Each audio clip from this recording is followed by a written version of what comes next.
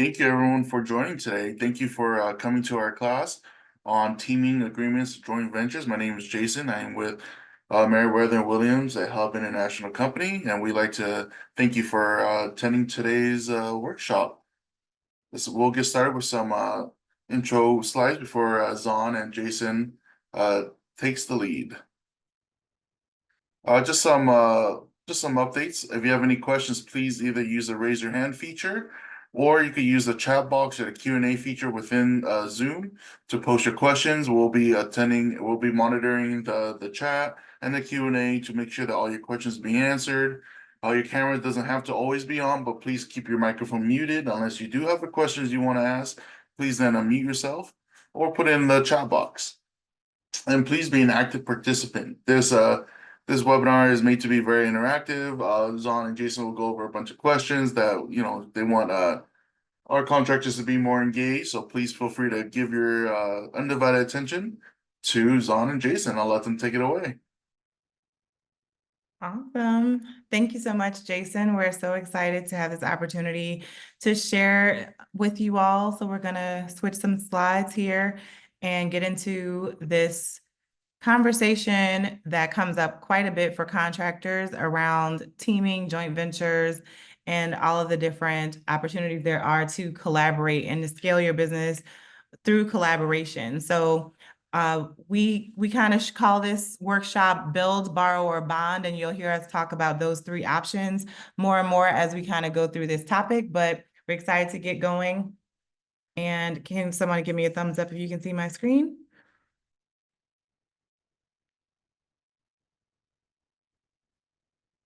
Somebody? No? Yes? Jason? Yeah, you're good. Okay, cool. All right, thank you. Okay. So what should I expect today? We're going to go through a few topics. We're going to set some foundations, talk through collaboration potential and our commitment to making positive outcomes. We'll talk about establishing a common language, and then we'll talk about the meat of it, to how to build, buy, or bond, and that look at some gap analysis and talk through partnership canvas and some different discussion activities. As Jason mentioned, we'd love for you to stay interactive with us. So we'd love for you to kind of let us know what you got going on in the chat. And for those of you who don't know who I am, my name is Zahn Pate, and I'm the founder of the Wonder Group. And we're excited to be a collaboration partner with Meriwether and Williams, the hub company out in Charlotte, North Carolina, with the contractor development program. Excited to have this conversation with you. And my colleague, Jason Gorey, is here as well. Yep, my name is Jason. I background in economic development, real estate development, proud member of the Wonder Group. For us, I handle the supply diversity. I'm the supply diversity lead on a lot of our projects. I got a nice little fancy title as the chief strategy officer of the company, but we really work to we're really big on economic inclusion and making sure that everything that we are doing, that we have the community as a part of it. Thank you for that. And as we get to know you, we'd like you to take some time to kind of introduce yourself in the chat, and just safety first. Also, as contractors, you know that's something we always are thinking about. So from a safety perspective, we are on a Zoom, so there are no fire exits to warn you about today. But if you are listening to us on a phone while you are driving, please do not turn the camera on. I know the slides may seem cool, but let's reserve that for later and stay safe while driving. If you are in a place where something is going on where you do need to evacuate, be cognizant of what's going on around you and make sure your AirPods aren't too loud so that you can pay attention to that.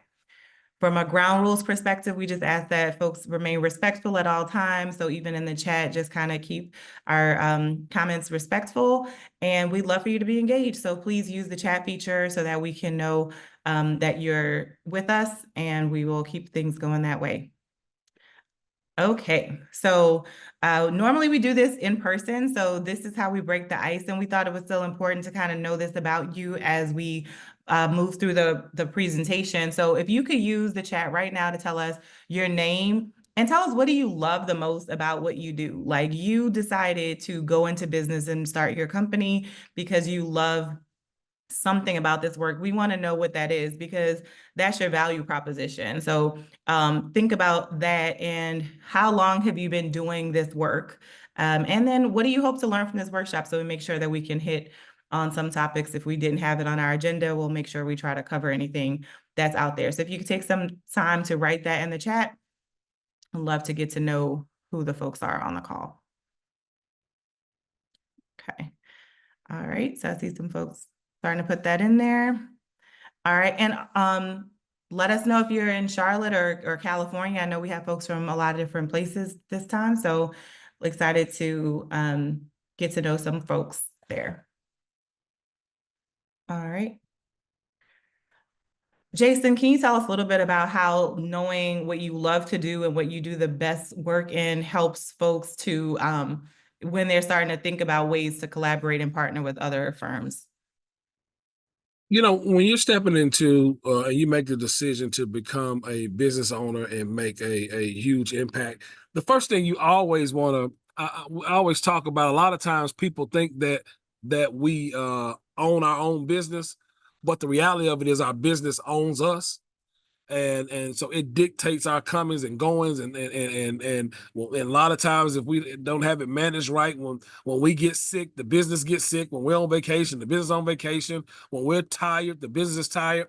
But understanding why you are there, why you love it, it helps you to maintain your focus on what's important and what's not important. That comes up a lot of times. That comes up in times where you have to make tough decisions. That comes up in times when you want to quit. That comes up in times when you need to create partnerships. We need to bring other team members in. Always, that is the foundation of your business and your business structure. Understanding why I love to do it, and understand what it means to me, and understand what my impact is. If you can get a solid answer there on why, on those questions right there, it's going to help lead you through the rest of this conversation. And it's going to let you know when to make, most importantly for me, what I've learned is it helps me to know when to make a deal and when to walk away. Thank you for sharing that. I see we have congratulations to those of you who are new to contracting and new to entrepreneurship. I see some folks from California, folks doing different work in landscaping, demo, remediation, consulting, design, drywall, Division 9. Shout out there. And let's see, Amorph Systems loves to create something. So we have really cool utilities, underground excavation. Awesome, awesome. Thanks for putting that in there. And this is a great way to make sure you're networking, because just like in a pre-bid meeting, these are folks that may potentially be folks that you might want to work with on an upcoming project. So great information to share. I'm glad you all use that for the chat. So we'll make sure that we look at that as we move through the presentation. All right, so what is our why? So we asked you what you loved about what you do. And so I think it's important to talk about why we do what we're doing. So we are excited to help close economic disparity gaps in different communities. And we do that in different ways. And we look at it from helping leaders to be better at leadership and understanding their business in a way that makes them more effective so that they can be more competitive and go after different project opportunities. And when those project opportunities come, that they're able to be successful at them and build intergenerational wealth. So we're really excited to do that. And we've been able to do that in different projects. And programs like the Contractor Development Program are here to help you to have that foundation point. So you may be just starting out, so somebody said 7 months, just starting out. There are programs out here like this one that are there to help build those wraparound services and support to make sure that you are successful. So just stay engaged in these programs, and it'll help you to have the resources and the support system you need to scale your business. It's important to us to also make sure that firms that are growing are not targeted by predatory business practices. And that's why we thought it was important to have a conversation about why collaboration is important, why you need it to scale, building the ecosystem and resources that you need to grow your business, but also how to do it in a way where you are bringing value to the table and you're meeting value with value, and you're creating even more value for a client or the owner of the project, instead of being used for your certification or being used as a pass-through organization. So we want to make sure that you know how to protect yourself and how to ask good questions to make sure that the collaborations that you enter into are beneficial on both sides. So, sorry, as we go into this, so we're going to get into this conversation here, and you can again use the chat. When we think about other firms in the marketplace, do you see them as competition or collaboration, or collaborators, co-collaborators? Let's go ahead and in the chat put competition or collaborators. How do you see firms in your trade that do what you do? Okay. Collaborators, both, okay. A lot of collaborators, both. I see some boths popping up a little bit more. Yeah. Could be a combination, depends. Awesome. Yeah. Okay. I think it depends, which is the answer everyone hates, is probably the right answer. Depends on the situation. So I'll throw it to Jason. Tell me about a time where they are really competitors, where folks that do what you do are truly competitors, and I will speak to a time where they may be collaborators. You know, the most obvious examples of competitors is, you know, if we're going after the same exact project. So, you know, when we're competing on the same thing, we, you know, you got a RFP came out, or you heard about somebody was building a widget and you want to help build that widget, but you got a person around the corner that does the exact same thing that you do. And so now immediately I begin to see you on a surface level. I see you as my competition. We're about the same size, got the same certifications, do the same jobs, have competed on other stuff before. Of course, I've beat you in the past. You've never beaten me, but although you're still a competitor. So that's one of the obvious competition through those lenses where you see somebody as your competition. Okay. And I think that's important to think about, like when you think about industry, market, that all oh, sorry, y'all disappeared on me. That has something to do with what makes someone a competitor. Are we competing consistently after the same kinds of jobs? Do we do the similar work? Do we have a similar capacity?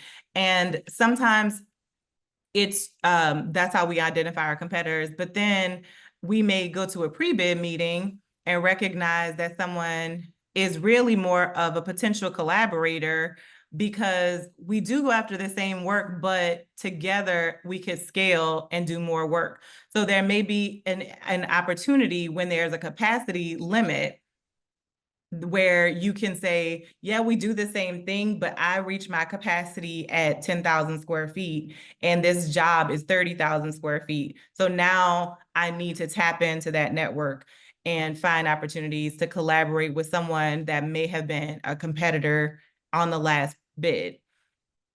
Yeah, of course, one of the mind shifts, and thank you for responding, but one of the mind shifts that we would love for you to come out of this session with is that the only competition you really have is yourself, is your better self, is the person and the business you're striving to be.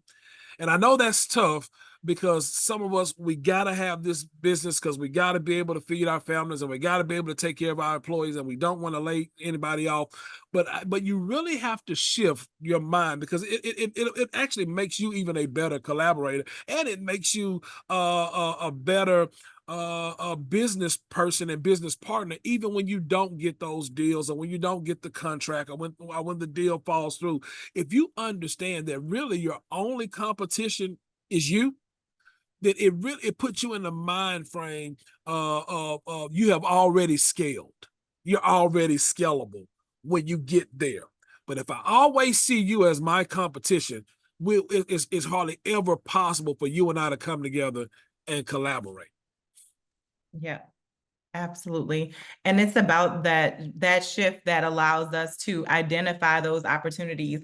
Now, realistically, I do recommend being clear about capacity industry and all of that, because sometimes folks, sometimes when you are collaborating, you want to make sure that it may not necessarily be the exact same scope. So depending on some of those folks who are in on the services side that aren't necessarily on construction, you may want to partner with folks that are doing complementary services, and there are carve outs or ways that you look at that scope and break that apart. Same way a contractor might be responsible for the labor, but they're going to do a portion of that in supplies and material. So technically they're subcontracting out part of that scope to another group of people, whether they see it that way or not. When you're buying material as well, you're able to do that. So it's interesting to kind of see those dynamics. And as you grow your network, you'll start to see how those things are very fluid. On some projects, you may be competing, and some projects you may be coming together, and other projects you may be identifying more folks in your ecosystem. So we're going to go through some terms here to set up a common language. And you can, again, feel free to use the chat here. We're going to give you some of our definitions of these words so that we make sure we're using the same definition. So when we hear the word collaboration, it's the word that's used a lot today in the marketplace to talk about ways that we are coming together. In the official definition is working with someone to produce something. So when we're coming together, collaborating, the goal is to come together to produce something. It can be just for a specific project. It can be for a specific output. It doesn't have to be, this is our new business model. So collaboration can just be a one-time thing to produce a very specific output. So that's important to look at when you look at a collaboration versus other things like joint ventures or changing your legal structure. Jason, can you tell us a little bit about what partner means? Simple definition that we'll use, working definition for the word partner, is going to be a person or entity that is involved in a business on a contractual basis, not a handshake, not a way you said you were going to do this, but a person or entity that was involved in a business, that is involved in a business on a contractual basis and shares in the profits, loss, and operations. So that immediately eliminates pass-throughs, because they participate in the profits, the loss, and the operation. That's really important. The profit and loss sharing element of partnership is key, because that means that everybody has skin in the game.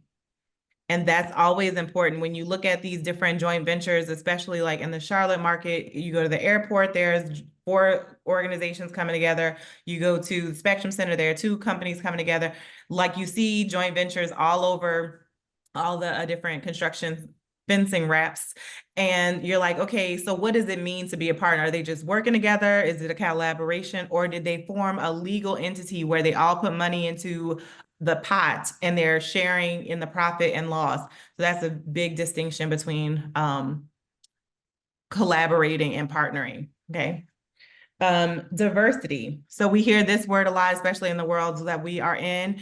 And diversity pretty just means being diverse, having a good mix of different identities, and hopefully not multiple personalities at the same time, but even that is a part of the neurodiversity spectrum. But when you think about diversity, the reason we're talking about that is because for the purposes of many of the projects with different cities and municipalities, there are goals that are out there where firms are encouraged to work with partners that are minority, women, small businesses. And so those firms are increasing the diversity of the mix of potential suppliers in the marketplace.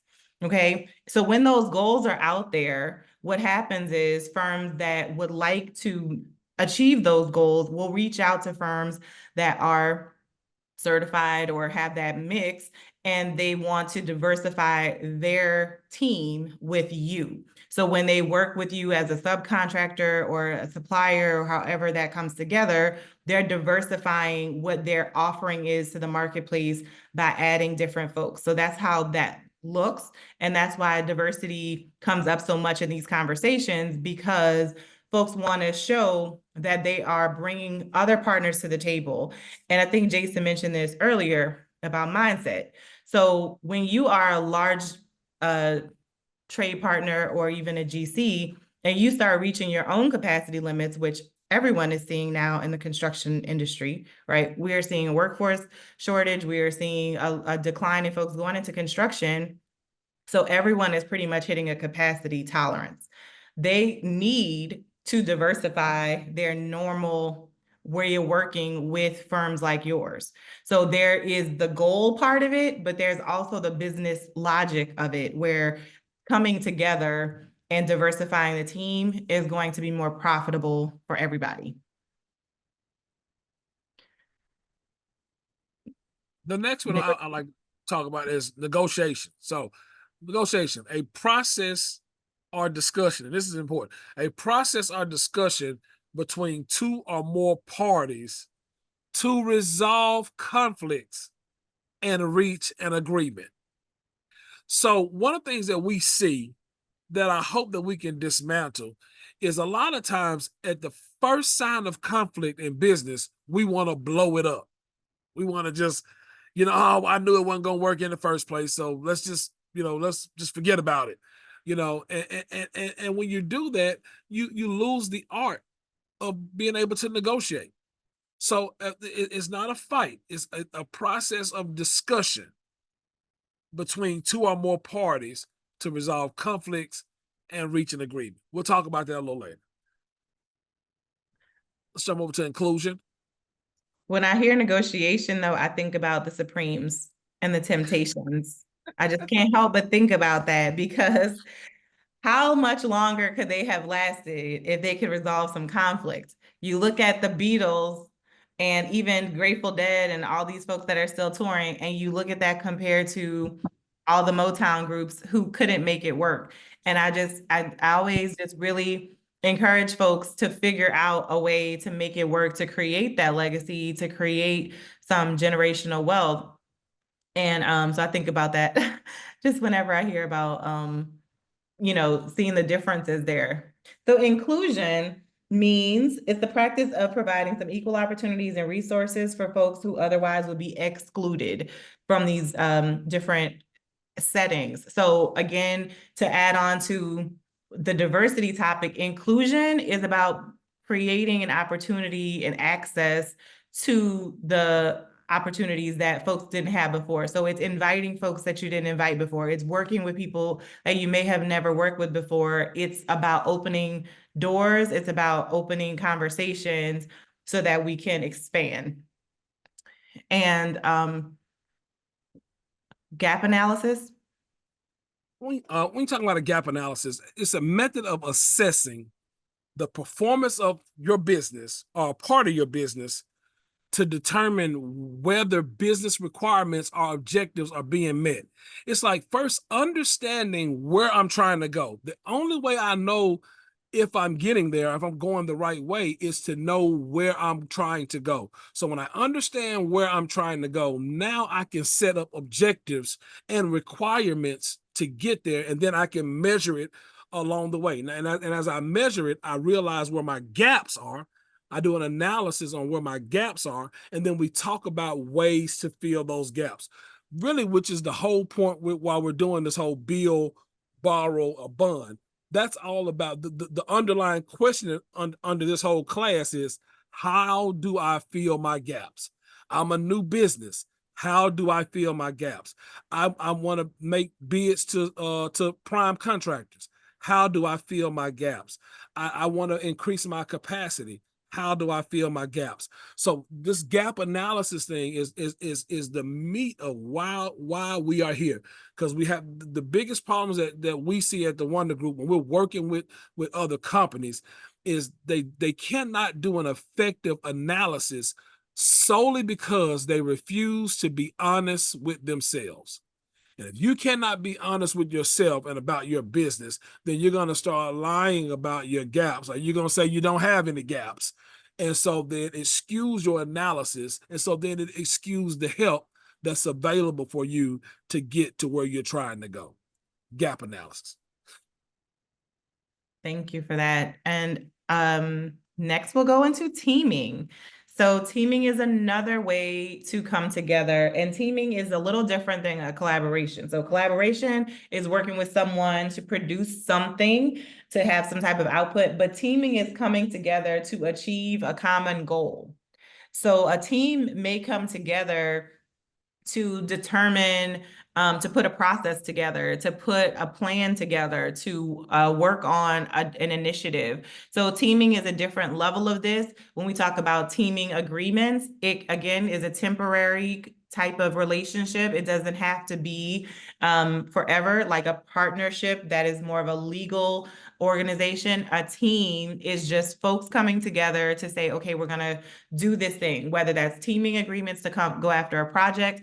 And that could look different. It could look like a consortium. It could look like a prime subcontractor agreement. It could look like a new DBA that is a consortium of these entities. However that looks, we definitely recommend talking to your lawyers, tax accountants, finance advisors before doing these kinds of things. But teaming is one of those temporary versions of this where you come together and it is not a legally defined group of folks that are working together to achieve a common goal. And finally, we have outsourcing. Outsourcing. So outsourcing is one of my favorites, is the practice of hiring a party outside of your company, not necessarily outside of your network, but outside of your company, outside of the walls of your company, to perform services and or create goods. So the practice of hiring somebody outside of your company to perform services or create goods. Before we go to the next slide, give me some thumbs ups, give me some heart emojis, give me something to let us know that you're still there with us. Let me see some thumbs up, let me see some hands up, let me see some hallelujahs, let me see all that. Yeah, there we go. There we go. I see you, Ada. I see you. See you, Norwood, Nick. See you. Good. Tiffany, thank you. Yay. Everett, Elton, yes. Samantha, my favorite cousin's name. Melody, Michelle, Trinity, thank you, thank you, thank you, Chris. All right, Zon. Awesome. Jay. Okay, so now that we're all on the same page with our language, we're gonna jump into some other concepts. So we've talked about all the ways that folks may come together, some of the ways, not all the ways. And so one of the things that we think about when we apply any of these techniques, it's all about scaling our businesses to increase revenue, to increase our exposure, increase our awareness, introduce us to new markets. There's so many reasons we may feel the need to do one of these things. So we look at it like strengthening your team. When you are looking at your team, like Jason mentioned, the gap analysis, the first thing you want to do is really get real with yourself and understand where you are today and dream a little bit about where you're trying to go and how you see your brand, how you see your business in the future, and then say, what kind of steps do I take to get there, right? So you can take those steps and create that as an action plan, a strategic plan, a business plan, however you want to phrase it. But you're looking at the honest place of today versus where I see myself in 3 years. And how do I get to my 3-year point faster? And how can I jumpstart that? We hear a lot of people talk about hacking this and accelerating that. What does that really mean? And the way people hack stuff is today they're going on YouTube learning how to life hack their, get abs in 2 months instead of 3 years, right? They're learning these quick tricks to do this. Well, one of the ways that you can grow your business overnight is to buy another business, right? That's an easy strategy if you got the money in the bank. When we talk about mergers and acquisitions, that's what they're doing. They're like, how can we strengthen our brand overnight? And it's with a signature. That is what those firms are doing when they're doing that. When you are a growing business or you're just starting out and you see those same gaps, you can ask yourself those same leadership questions. And so we kind of broke it down into these 3 topics: build, borrow, and bond. So when we talk about build, that's investing in your team. That is, I'm here day one, just started 7 months ago, and I am deciding to make this investment in my team. I'm going to hire them. I'm going to get them OSHA training. I'm going to bring in some outside folks. I'm going to get them coaches and mentors. I'm going to do all of this stuff and make that investment in the team. That involves a process of attracting, recruiting, training, and retaining employees or contractors. That process takes time. And so, Jason? I was going to say, and when you're looking at build, and I'll give Zon credit on this, because Zon and I, we work together, and we worked together here for a few years now. But when you make the decision to build, once again, build is a mindset. When I'm working with my team and my business, I come in with a posture of, I'm going to train you in a way that you can leave me, and I will treat you in a way that you never want to. That's the way you have to build. You build from that perspective. I don't build based on, I'm going to pay you good money, because then when the next person pays you 50 cents more, you're out the door. But the concept on build, as it relates to this project, I mean, this program that we're doing tonight, is you have to say, I want to train you in a way that you can leave, and I will treat you in a way that you never want to. That's the spirit behind the build. Sorry about that, Zon. Yeah, thank you for saying that. So it's an investment, it's a commitment, and it's intentional in how you do that. And there is a time commitment there, because to build that trust and credibility and those processes and that relationship is going to take time. Even to develop a job description, to post it, to interview people, all that is taking a commitment. So there may be times where you decide, I just need this service. Like, let's say, I know a lot of contractors want back office support. You may say, I just need a fractional HR person. I just need a bookkeeper to keep my books in order. I just need a payroll company. I don't want to learn payroll. So I have a train passing. Sorry if you hear that. And so you may decide to borrow, and that means you're going to hire that skill. You have decided, I really just like doing drywall. I don't really want to learn how to do QuickBooks. So I'm not going to invest in training my people on how to do QuickBooks, because that's not our core business. I'm going to outsource that to someone who does QuickBooks all day. I'm outsource this HRP, stuff to ADP or whoever does payroll all day, so they can do what they're good at. And we're going to focus on drywall. And so that is borrowing, and that is outsourcing to a third party that can perform that service. And like somebody on the chat said, they like to create things. They started their business, or they're in their business because they like to create things. That's great. So when you look at the responsibilities of running a business, now right off top what you're gonna borrow. you're gonna be looking to borrow stuff that's not tied to you creating things. Because what happens is, when I start talking about our business owns us, is that I love creating things, I love building things, but Friday and Monday I'm doing paperwork all day. I'm counting hours, and I'm making sure the bills get paid, and I'm doing all these other things that's not tied to me running the business or doing the part of the business I love. And so therefore the business begins to own me, and I'm not owning the business. So I like Zon said, so it may make sense for you to choose to borrow that service from somebody who loves to do that, who dreamed about doing that, or who, third, fourth generation doing that. And so then it allows you to focus on the thing that wakes you up every morning. And I always tell people, I like to focus on the thing that wakes me up every morning, and not the thing that keeps me up every night. That's how I like to do it. Absolutely. And this is the cool part of this is you get to do it. You get to decide how you want to do this. So this is something I recommend to folks, and I've said this before, so if you've heard me say it, write down all the stuff you're doing in a week. Just put it on your notes on your phone, just like, okay, I did payroll, okay, I did a performance review, okay, I had to send this email, oh, I had to do pay app, whatever. You write it all and then write emojis next to it. Like angry face means I don't like doing this. Smiley face means I love doing this.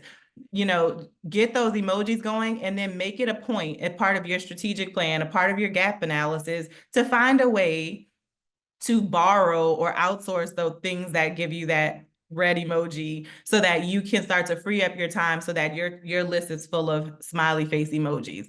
And that's kind of where we want to get, where we're in our zone. Because when you're in that zone, you can get stuff done, you can get it moving, you can build your business from that headspace. Borrow is not borrowing money, just to clarify that. And we have a trick question coming up for you soon. So if you don't remember, I'll know in a minute.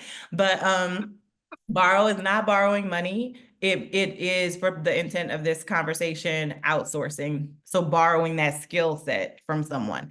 And bond, the final deal. And that is the building relationships with teaming partners, no matter the legal structure. That is deciding you want to scale your business quickly by connecting to another team that can help you achieve your goal. And that can look different depending on your business. There's some relationship with suppliers that can help get your business going. When you get that line of credit going with a business and you can lock in a lower rate, you can grow your business overnight in that strategic way. You can also work with another contractor and be able to scale and do more, build your capacity overnight that way. So bond has a few different implications, and we'll talk a little bit more about that. But Jason, you want to say anything there before we move on? No, bond. I do want to make sure that we understand that when we talk about bond, it doesn't have to be permanent. We're not talking about a permanent bond. We're talking about I'm trying to get somewhere and I need to connect with this person or this entity in order to do it. And the pathway of me getting there, I'm going to also help this person that I'm going to bond with, or this entity that I'm going to bond with.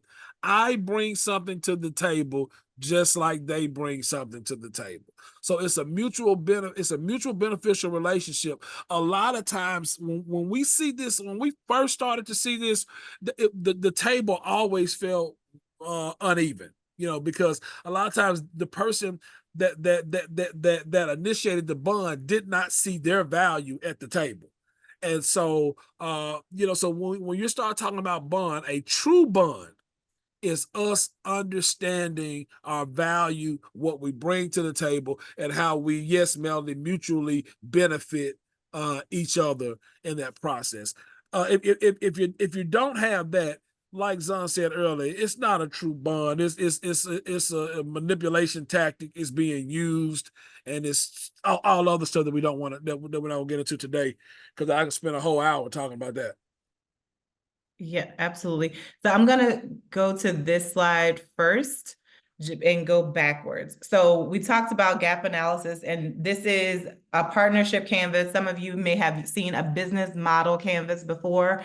And so this is the other side of a business model canvas. So a business model canvas is what Jason suggested, doing that self-assessment to understand what you do well, what you bring to the table, what your value-added activities are. Highly recommend that you do that when you do your business plan. I'm sure strategic planning is coming up into the year. So take some time to do a business model canvas. Look it up if you don't know what it is. And it's very easy to find different companies and how they've done them, and lots of great content online about how to do that. So this is a partnership canvas.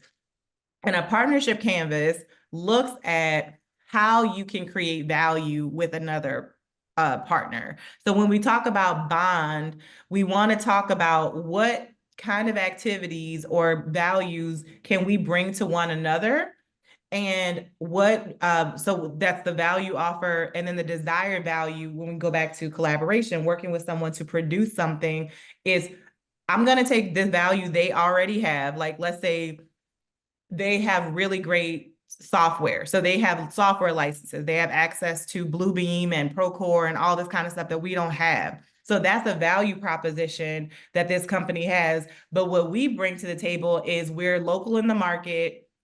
We know the players in the market. We have all the local certifications, all the licenses to do work here, and they're new here and they don't know that. So they have this value proposition. We have this, and we're able to come together and compete on a project together and create value. So that's what you're seeing in this triangle. So there are activities in the middle that happen to come together, and then there's value creation at the top. So this is just a demonstration of what that looks like. You have the value offer on the right side, you have what the partner has, and then you come together and create more value at the top. So this gap analysis helps you to kind of map that out, so that you don't get stuck into a predatory situation where someone is just like, oh, I just need somebody to put on this bid list.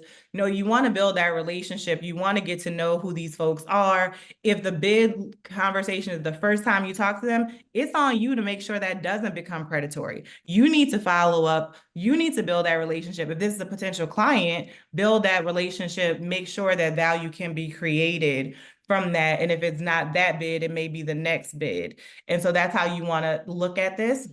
And so this is a great resource to do that. And you can, kind of check that out when you're doing your gap analysis. So going backwards a little bit, those categories, again, you want to look at your desired assets. So when you look at where you are today and where you want to be in 3 years, or where you want to be, to get to your revenue target, what is in that middle? What is the desired stuff you need? Is it a forklift? Is it a boom? Is it a backhoe? Is it Bluebeam? Is it OSHA 100? What is the middle? What are the desired value added assets that are stopping you or in between today and where you're trying to go? So understanding that, and then understand you are the sauce. What are you bringing to the table? You're bringing 30 years of experience. You're bringing the team that knows how to do X, Y, Z. You're bringing the local presence. You're bringing the organizational skills, the back office, the administrative, the project management, the on-site management. There are so many things that you can bring depending on your business, but you need to know that and know that's what you're bringing to the table.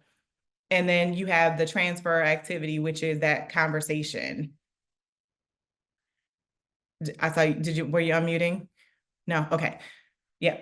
And then from there, you have the value creation, which is a team, a joint venture, a collaboration, whatever that looks like, where you are coming to the marketplace as a team.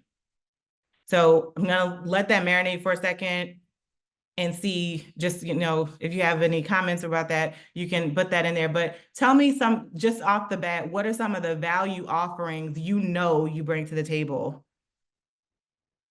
If you could put that in the chat. And while they're doing that, Jason, you have anything to add on this one? No, I just think that to your point, in as honest as possible. I mean, when you're walking through your business, as honest as possible, and even like when we're talking about the value, I'm so interested in this question, and this is where I wish we could have spent 90 minutes on, because a lot of times we have such a hard time seeing ourselves. We have a hard, I mean, and that's even the good. We have a hard time seeing the positive that we bring, what's needed, what we have that others don't have. So I'm very, very interested. I'm eyeballing this chat really hard, because I want to see what is the value you feel like you bring that could separate, or that does separate you from the other people the other collaborators in the market. Not conspirators, not conspirators, your collaborators. Good. Okay. I see some leadership skills, some business development skills, some technical expertise, certifications, leadership, stability, expertise. Experience. Yeah. Okay. Contacts, business development. That's business development. Technology. Yes. So These We are the even talk about contacts. Me and Zon were talking about a situation the other day where there was a big joint venture that was created, and one partner wanted to bring to the table the opportunity to show the other partner how to work and manage different systems, but that partner was coming to the table looking to expand his network, and therefore it made a rough relationship because they didn't understand the value that each other was bringing and what each other needed from the other to make the joint venture work. So yeah, so the relationships and contacts is something that I've seen a lot of people wanting when they choose the bond option. Yeah, and that communication is important because even sometimes people may assume because you are new to the marketplace or you may be a less than $50 million company that you may need stuff that they assume you need, but they don't really take the time to ask what you need. That's why it's important that you don't go into these conversations blindly and you know from a negotiation perspective what you want out of it. What do you want out of the deal? If you want to go to the golf tournaments, if you want to go to the leadership retreats, if you want to see how the sausage is made, you need to be able to communicate that and ask for that and that value offer. So it's great to see the value you all bring to the table, and I hope that you recognize that as you build these relationships in your various marketplaces. Okay, so we're gonna go back and have this discussion here. Okay, so checking on time. I set a timer. So discussion, and we're gonna build on this as we go. So feel free to jump in from in the chat. All right, so we have a drywall company. They have been given a contract opportunity that will increase their revenue by 30%. So this is good news, right? The back office is in need of some support, and the procurement requirements for this job are 15 times larger than any prior purchase. The owner, not the owner of the drywall company, the owner that is the project owner, is favorable toward the drywall company, but they are concerned about their capacity. This contract starts in 30 days. Okay, so we have a great opportunity, but we have a few hurdles we may need to cover to be able to be effective on this job. So in this instance, I want you to go ahead and your three options are build, borrow, or bond. If you were the drywall company owner, would you build, borrow, or bond to make sure that you can meet the contract expectations?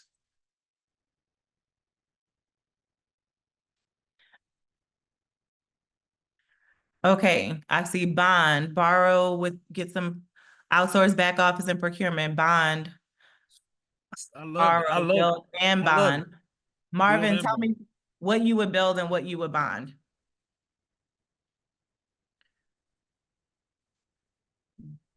Borrow, this is the one-time thing, okay? That's smart. So looking at the duration of the project, so it's a big project, but it's short-term, so we're saying, Nick is saying borrow for this instance, borrow, okay?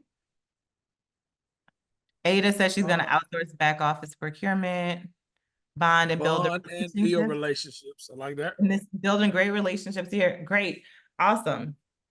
Build a team with bonding and a partner. Awesome. Okay, so those are all great answers. And what we wanted to underscore here is it's all based on your business and how you see this as a leader. So when I look at this scenario, I'm with Ada. I would outsource some back office, get that cleaned up so that I could be able to get payroll, pay apps, all that stuff moving so we don't have any cash flow issues, right? Jason, how would you handle the procurement issue? Oh, absolutely. On the procurement issue, I would be looking to bond. I'd be looking to either bond with a supply company, or a company that supplies drywall. But inevitably, I'm thinking as a drywall company, I may actually also have a labor issue if I'm procuring 15 times more than my prior purchase than what I've ever procured. I probably won't have the time or the capacity to be able to put that to hang that drywall too. So I'm gonna either bond. I'm gonna look at bonding with a supplier of drywall, but I'm probably gonna look at bonding with a larger drywall company. Now, one of the things that we've done on a project that we were working on is we had a situation like this where it was a hauling company, and we got them to bond with a larger company to help them meet the capacity of procuring the material and the trucks. But what we started to do is we were able to go back to their vendor after the project is at its completion, go back to the vendor, and that the smaller company now procures material at the same rate as the larger company because of the partnership and the successful happenings of that partnership. So that one-time deal that we talked about in borrow because it's a one-time deal, because it was a successful bond, became more than just a one-time transaction where now he has a gift that keeps on giving because this $2 million company buys material like a $200 million company. So be thinking about stuff like that as well. That's a free one. We're not gonna even charge you for that one. That's just some free game, as they say on TikTok. I'm gonna give you some free game. And just to make sure everybody understood that what that meant is the company that was hauling the material was then given the access to the relationship of the other vendor through their relationship, through their subcontracting relationship. They were able to introduce them where they could lock in the rate that the larger purchaser had. So now they can go bid on projects and quote at a much lower rate, which is a better profit margin for that business.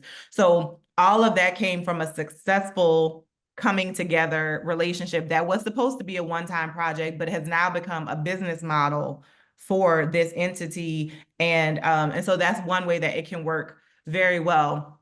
And that was the bill really part. cool. Well, I'll wait till we go to the next to the next Yeah. before I talk about the bill. Really cool. And so the good thing here is that it says the owner is believing in you, right? So here the owner is favorable toward that drywall company. And so there's a relationship there that you want to make sure you retain and enhance. You always want to build better relationships so that when folks have the opportunity to just make that phone call, now they'll make that phone call versus putting it out to bid. And that on government projects is not really that common unless it's a smaller size project. But as you build relationships, that's a key to that. But one of the things that we wanted to bring out into this point, I was gonna see if anybody said it. I didn't expect all you big bad business owners and entrepreneurs to say this, but when you start looking at the owner is favorable and I'm taking on a project 15 times larger than I have prior, it's okay to go back to that favorable owner and say, I can't do this. I don't have the capacity to do it. So after I shook the bush on my borrow and on my bond and I still can't make it happen, I can't do it. Just to maintain that relationship, you can always say, hey, I can't do it. Yes, that is very important. Very, very important. Communication is very important. So for this one, we're saying the contract starts in 30 days. So that means you have a short window to make some quick decisions. So you may not have time to build that, negotiate a deal with the supplier, but you may, if it's a big enough order where they think it's worth it, you can easily kind of maybe procure services from a back office support person, but that cleanup can take some time. But getting that process going is going to set you up for success moving forward. So just to build on that example, how does your answer change if the contract starts in 18 months? How might you make a different decision if the contract starts in 18 months versus 30 days? I got bond definitely, okay? So we got some more time, build, invest in that team, got it? got some more time. Build, 30 days wasn't enough time. Ramp up, we need 45-day ramp up. Try to get a letter of commitment and build slowly. Got it. Build, bond. Yep. Build and bond. And those are excellent strategies to look at this, because the more time you have, you can make better decisions and you can build some relationships, right? So sometimes when we're out talking about different projects, we may be out doing an outreach for a project that's starting in 18 months, and folks freak out like, oh, I'm ready now. And it's like, well, we're not ready for the opportunity is not ready, but you can use this 18 months wisely. You can use this 18 months to bond. You can use this 18 months to build those supplier relationships, to even find another company to maybe share an office space with, so you're not, spending money. That gives you some time to make some decisions. So it's good to see that when you're thinking about it differently like that, you can make those investments. I think Jason mentioned, even when you have more time, you might decide maybe I need to staff up versus work with a collaborator. Yeah, I love the fact that it just lets me know you're getting it, because when we changed the time, a lot of you immediately went to build. I'm assuming you're saying build that team to be able to the labor force to be able to do the work, but still bond with people that's going to be able to give you the capacity to be able to procure. So that's pretty good. I will say this though, to think about it. Like I said, there are no right or wrong answers. Your business is your business. We just present the options. But when you start talking about back office operations and stuff like that, I always suggest, especially starting out, if you are not a back office company, I would not uh invest a lot of resources on building a back office team if I'm not a back office company. Now I might have I'll probably borrow outsource that out and then hire a person that manages that I've outsourced, so I can have that in-house contact, that in-house relationship.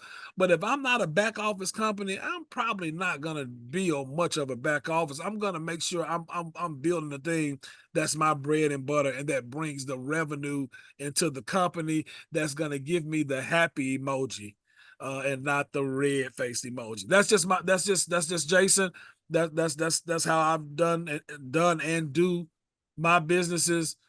Just want to throw that out there to you.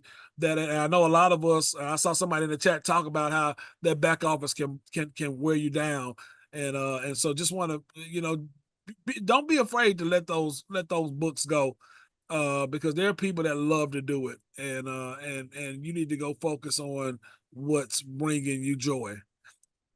Yeah. And a lot of times that's how mergers and acquisitions and divestitures are formed. So when you look at what your core business is, you may decide, we really want to focus on being the best painting company out there. We want to go to all the conferences, get all the certifications, have all the sustainable green globes, and all the net zero, everything we need to be the best painting company out there. But this other stuff is stuff that we're comfortable outsourcing completely. You may outsource your whole operations and HR, everything, because you decide you want to just focus on that. That's a strategy that can kind of shift your focus and allow you to do more of those happy face emoji type activities. So I wanted to throw a monkey wrench into this discussion. So we've talked about the time constraint of the 30 days versus 18 months and how that gives you a little bit more wiggle room to figure out what you might want to do in a scenario like this. So let's talk about, we're on the project. We are on the project. We are 2 months into a 6-month project doing 20,000 square foot project, hanging drywall. So here we are. We decided to borrow, and we've outsourced our back office, and we are bonding with a contractor that does similar work so that we could expand our crew. And so that contractor is working alongside our crew, and we are showing up to the job site as one team. However, that crew does not share our values, our safety training, or the expertise that we have. And it's very obvious to your superintendent and foreman who's who on the crew. How do you handle that situation with the owner of the company you've decided to bond with? How do you handle quality and safety issues once you've established a bond? And you can go ahead and write in the chat. I'm gonna try to read fast because I know it's complicated. But this is what happens in real life, right? It absolutely does. So this is a good time to see a relationship counselor. So we highly recommend Scotch and Cigars. I love it. Meetings between the parties, conflict resolution, communication, communication, communication, folks. Very, very important. I need a therapist. Yes, good meetings. Excellent. She And said a therapist on how to talk to others. I love it. yes. Okay. I got to make it my goal to meet Melanie. This is hilarious. Yes. And it's funny you say that because we say this is like a dating, it's a relationship. You may be married to this person for 3 years on this project. You need to go through these ups and downs and learn to resolve conflicts and have icky conversations about these things. So you can decide to throw the baby out with the bathwater, or you can get into a tough conversation. I was at a meeting the other day, and Nakia mentioned how having some clear expectations typed out for everybody to initial, like where she set an expectation for every crew member, just helped to reinforce the values, the goals, the expectations of her as the team grew quickly. And I think that's really important to make sure that folks remember and are reminded of the expectations. But having that communication, having that contract be a living document, being able to bring up that agreement, being able to bring up those conversations again. Excellent. Policy, policy, policy, safety first, pledge signing, consequences, accountability, love it. Yeah, we got to do all the things our leadership books told us to do, right? And it can be frustrating because you just want everybody to come to work safe, do good work, go home safe, get paid, make this money, let's go win together. But it doesn't all happen in that order. And so we need to be prepared for those tough times in these conversations. And one day we'll do a part 2 where we talk about conflict resolution and cigars and scotch. I think that'll be a great conversation to have, how we resolve these things. But that's really one of the things that could happen on these projects. So I just want to make sure you have that. All right. Did you want to throw any other wrenches into this scenario before we go on? You're on mute, sorry. No, I'm loving it. I'm loving the conversation. It seems like they're getting it. They see where we're trying to go with it. I think it's a good start for the businesses. I think there's and even looking at the chat, I see people's wheels turning about their own business. One of the things I did want to answer though was they were asking about a professional services example, and we've actually seen this on certain projects where I've seen it with architects, where an architect is good at what they do, but they're good at building schools, but they've never done a hospital. But they've done, so they're a company that has built $50 million schools, and they partner with a company that's only done $10 million hospitals, and there's a large hospital here, and so they partner up together, and they just sort out, you do this part, I'll do this part, you do this, and I've seen that with project management companies. We're working with companies now with construction management, where they're taking a project and they say, hey, you manage the site work, we manage the MEP, and this other company manages the interior and specialties. So so what you do, once again, when you're talking about professional services, you lay out, just like Zon talked about earlier, lay out everything that you do as it relates to that service, that professional service, and then you can, out of that what you don't like to do, and then you can team up with another company that knows that does what you do, but knows how to do that part that you don't like to do, either better, or they get a joy out of doing it. So we've seen that happen a lot on these projects, mainly mission critical projects that we're working on now. We see a lot of professional service partnerships. Mm-hmm. Thank you, Amy. And I think that some of the some of the desired value could be to move into a new industry. So it could be like in Jason's example, someone that wants to move into a more high profit industry from a school, being a school vertical, they may want to move into healthcare as a vertical, or they may want to move into arena work as a vertical, or mission critical work as a vertical. Like when you are moving into those different vertical markets of construction, they have different steps, right? So when you're residential, you have some requirements here, then you move into commercial, you have more requirements. When you move into government projects, that's from B to C, from B to G, that's a different level of compliance and all of that. And then the different verticals within just B to C are also ways that you can decide, I'm commercial today, I'm doing some small commercial, less than $1 million. I want to get to doing industrial projects that are 20 million. What is that gap? And how do I find folks that can help me close it? And that's why it's important to get connected to your local trade associations. I know y'all hear me beat this drum a lot here in Charlotte. If you say you are in IT and you don't get an IT magazine coming to your house, you are not in IT. If you say you're in construction and you don't have a construction magazine coming to your house, I would say you might not be in construction. Okay, so please know your industry, know the folks that do what you do. You join those associations that are trade associations, not just diversity associations. Join the ones that tell you what is new in the industry about construction. Go to these BIM conferences, go to Procore conferences, go to Bluebeam, learn what they're talking about, because this is the business you are in. You need to make that investment in your business. All Son, right. can we stop right here and see if they're in? I see people having to tell off. I'm assuming a lot of people only had an hour. I want to stop right here and see if there are any questions that we need to Yep. go before we try to tackle, or even if we have time to tackle the last part. But I did want to see if there was any questions.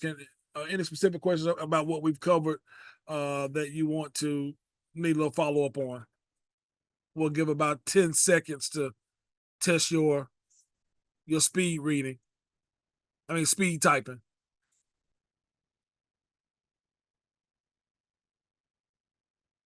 Oh, all right. Well, hey, give me some hands up. Give me some thumbs up. Give me some hearts if you're still with us. Give me some hands up, thumbs up, hearts if you're still with us. There we go. Still alive. Thank you, Nick. Hey, to Robert. Thank you. Melanie, my new friend, Trinity, Tiffany. Melanie, when you find that therapist, give me her number. I need her too. Erica, Diane, Sandra, Christopher. Thank you, thank you, thank you.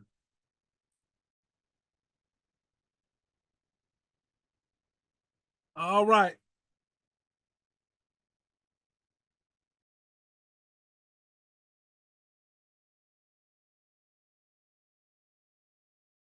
Zon, you're currently muted.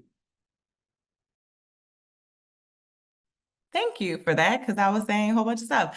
So, all right. So Jason, this is your topic here, expectations versus agreements. And this is a big area here, because sometimes we do have those expectations that we don't say out loud. We may not write them down. We may just assume that quality means the same thing to everybody, because we make assumptions.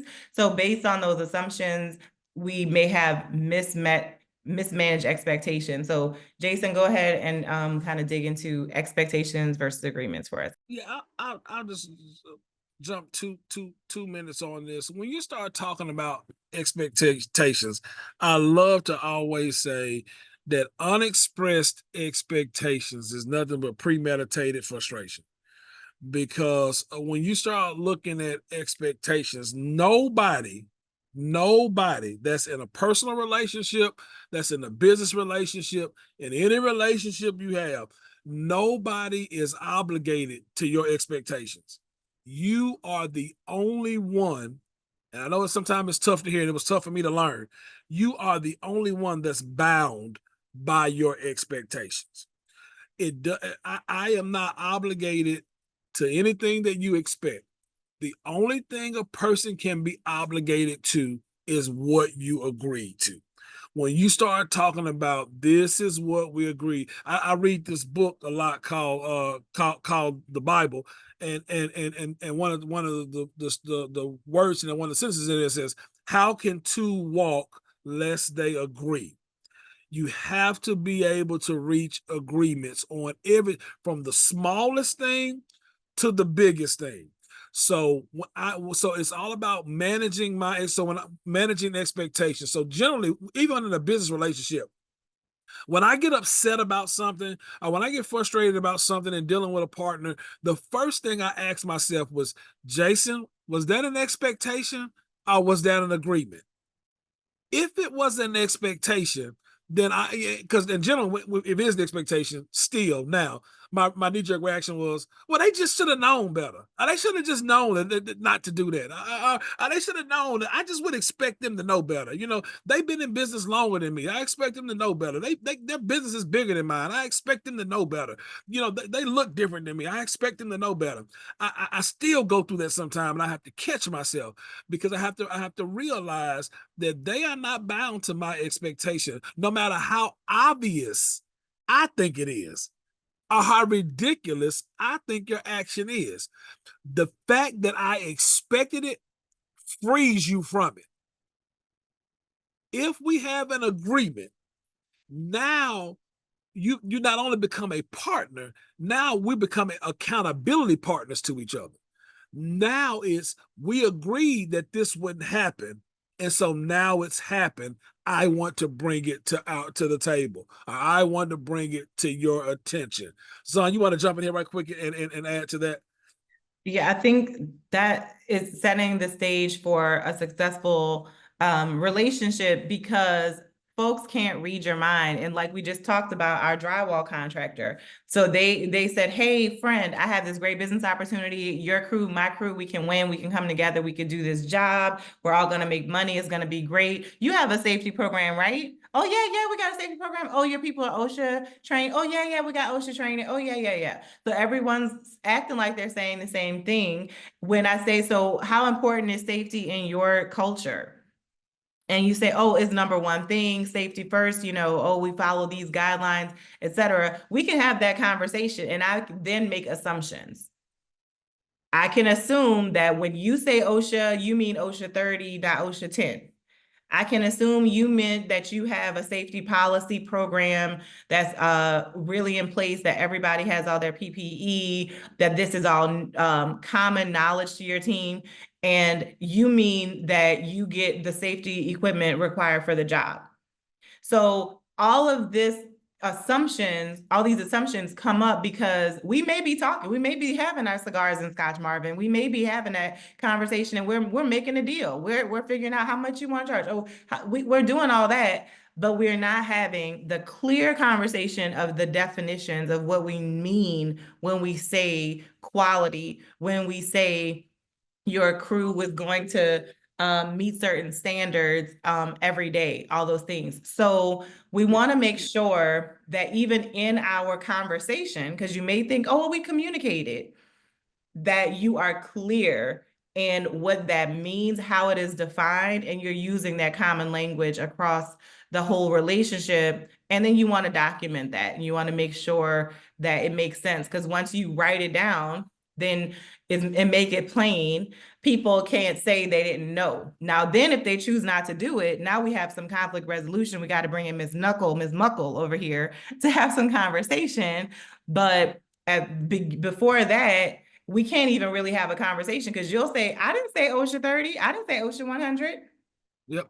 So there's not even a common language there. Yep.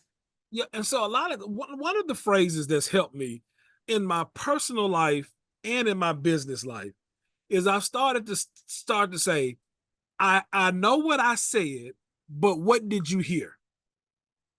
I know what I said, but what did you hear? Because a lot of times you're saying one thing and they're hearing something else. So for example, about the safety thing, oh yeah, safety is our priority. Then we come together, we do a project. I have safety meetings every morning before we get started. And you and your team like, what the heck are you doing? Why we gotta have another meeting? We just had another meeting yesterday. Well, I thought you said you you safety was a priority. Or my guys are getting on ladders and I got spotters. I walk out there, your guys are on ladders and you don't have spotters out there. And now I'm upset and I'm angry with you because I heard you say safety, or you heard me say safety, and I heard you say safety was a priority, but nobody talked about what did that mean? What did you hear me say? What that meant to me is we have 2 safety meetings a day. We have no ladders on our projects, and we always have spotters whenever we leave the ground. Nobody went into that conversation. So now I'm expecting one thing from you because I heard you say safety, but I never understood what you were actually saying. So you got to understand when you start using these words, and like I said, you see it in relationships, business and personally. Do you love me? Yes, I love you. Well, what does that mean? I don't know. I mean, it means what I think it means, but it don't mean what you thought it mean. Yeah, we believe safety. Well, what does safety mean? Well, it means something different to you. Nobody talked about it because all we was trying to do was chase the bag, and we never chased understanding. And all by getting, Get you a good understanding. Yes. A good one, okay? And it's important to do that, and we do that through agreements. And we have about 10 minutes left, so we want to talk about the value of agreements. So agreement is a nice word for a contract. Contract is a little more firm, but you want to turn that agreement into a contract, into some type of documented form of an agreement that says who is who. And usually if you've ever looked at an RFP or if you've looked at a long contract, that first section is all definitions. Why? Because they know you might mean something else. They know for the history of the world, 2 people could think they're having the same conversation and they're not. So the whole first section is definitions. You want to make sure you understand that. So the value of a contract is it just makes people put their money where their mouth is, invest that time and energy into clarifying the relationship, clarifying who's going to be doing what, the commercial terms, the legal terms. Commercial is the business side of it. So that's your money, that's your fee structure, that's how you're negotiating, how you're going to make this commercially advantageous. And then legal terms are things like jurisdiction, how we're going to do mediation, arbitration, all that fun stuff. Again, there's value in having this because even if you just have the template, those sections will start to let you know the kind of person you're dealing with. If they say they don't like reading stuff, they might like getting sued. They might not like reading your timesheets. They might not like reading the pay app. They might not like reading anything. So you get to learn a little bit more because they may be your good friend. And then you find out they don't know certain things that you think are important to you to mitigate the risk in your business. So the contract process is very valuable. I'm looking at time now, and we establish those agreements to make sure that we keep people honest. Contracts keep honest people honest, and it keeps corrupt people out of situations, right? If people that say, I don't like all that in writing. Okay. What does that mean? Why? Why are you uncomfortable with writing it down? Those are some red flags for you as a business person where this shouldn't be that big of a deal because we're doing business. Okay, so there is value in taking the time to do that. I really encourage you to work with the lawyers. In Charlotte, we have a legal group that's free for small business owners called Climb that can help you with some of your business templates. So please reach out to them. I know Jason can share that information in the chat. And just jumping through this quickly, we've mentioned a lot of these different type of collaboration models. And so these are the ones that you see most commonly. So subcontracting agreement means there's a prime contractor and then they have subcontract. We use the term trade partner because of the systemic racist nature of the term subcontractor. But in theory, there is a prime, like a main contract, and then there are contracts underneath it. So they are subcontracts. So that subcontracting relationship means you have a relationship under a main contract. So if you're doing a government contract, there may be a prime or a main contractor who has the big contract, and their responsibility is to divvy it up along with many trade partners to do work under a subcontract agreement. So that may be one way of working with someone as a trade partner or a supplier underneath a main contractor. A teaming agreement is that consortium type style team where folks are just coming together to do work to create a project or initiative. So it may be just for one particular project. It is not a legal structure. You are not going to the Secretary of State filing a new entity for a teaming agreement. It is very project specific. It could even be very initiative specific. It could be just for this bid, we are coming together. It could be very, very short term. And a joint venture is a legal entity. A joint venture is multiple entities coming together to form a new legal structure. That means if you are a minority owned entity and you do a joint venture with a non-minority owned entity, those percentages matter and you may no longer be a minority owned entity after you do a joint venture. So be sure about how you even do that. A joint venture also has that skin in the game. Like Jason mentioned, you share profits and losses, you got to file taxes together. It is its own entity. It is a much bigger undertaking than saying we're going to do a subcontract with each other. So understand that joint venture relationship is a legal structure. Please contact your tax and legal advisors for more information on that. And partnerships can be both. It can be a team or a joint venture, but is usually a new legal structure as well. And again, if you do something like that, that means you got to file taxes for every entity twice a day. I heard it comes, the train comes. The partnership is it's its own animal. It needs all the things a business needs: board of directors, new taxes, new EINs, new bank accounts, all that. You can't commingle funds. So these are things to consider when you're looking at these various models and how you want to scale. If you just choose to borrow, that would be you subcontracting work out or hiring a vendor to do work. If you hire a bookkeeper, if you hire fractional companies, those are vendors to you at that point, and you are subcontracting out work. So just quick breakdown in that. Jason, you want to add anything to that? No, perfect. Yeah. No, that's Okay. perfect. Perfect. I know we have 5 minutes. So. Yep. All right. And this is just, again, another way to make sure, just highlighting how you make sure your voice is heard. So when you're in these partnerships and teams and all that, don't feel like because you may be a smaller partner or you may have not put as much money into it or whatever, your position might be, make sure your voice is heard in this relationship. Because going back to expectations and agreements, if you don't say when something is wrong and you don't bring it up, that's going to be on you. People can't read your mind. They don't know what's wrong. They don't know if you are having issues. They don't know any of that. So you have to still bring your voice to the table. So bring your ideas. If you see things that you want to improve, all those things, those are ways to create more value and build that relationship. Yeah. And then I know like one of the comments said, we're going to talk about the intricate details of an agreement. We're not going to do it on this call, but of course there are a lot of templates, but Zahn made a key point. One of the most intricate details of any agreement is to make sure regardless of how big or small, what you want out of the agreement.